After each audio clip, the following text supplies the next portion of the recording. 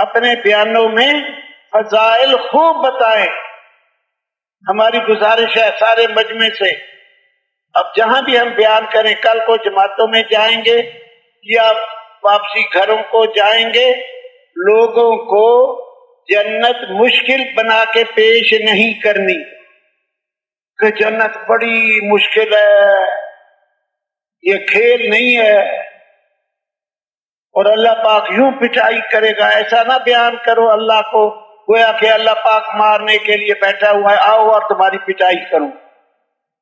اللہ کو اور کوئی کام ہی نہیں ہے، بس مارنا کام ہے اللہ کا. اللہ کریم ہے، اللہ رحیم ہے، اللہ رؤوف ہے، حنان ہے، منان ہے، منعم ہے، محسن ہے. اللہ کے ناموں کو دیکھو، اس کے اندر رحمت ہی رحمت ہے، رحمت ہی رحمت ہے. تو اللہ کو ایسا نہ بیان کریں کہ گویا بس جاؤ تو مارنے کے لیے بیٹھا ہے. جیسے سکول میں ایک بچہ نے گھڑی توڑ دی، میں مثال دیتا ہوں، گھڑی توڑ دی، پتھر کھیلنے والا گھڑی کا شیشہ توڑ دیا اور بھاگ گیا. ماسٹروں نے پوچھا یہ گھڑی کس نے توڑی ہے؟ اجی فلانے نے توڑی ہے. ماسٹروں نے کہا جاؤ پکڑ کے لاؤ اس کو. کہاں بھاگ کے گیا؟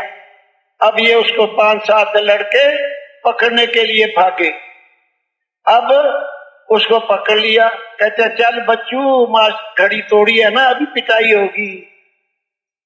اب یہ اس کو کھینچ کے ماسٹر کے پاس لے جا رہے، اور وہ بچہ کدھر کھینچے گا بتاؤ؟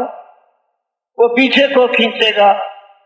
ہم اللہ کو ایسا نہ بیان کریں کہ بس چلو اور اللہ نے پٹائی لگانی ہے. ہاں ایسا نہ بیان کرے. اللہ کریم ہے. اللہ جل جلالہ کے جتنے نام ہیں سب میں مہربانی، سب میں مہربانی.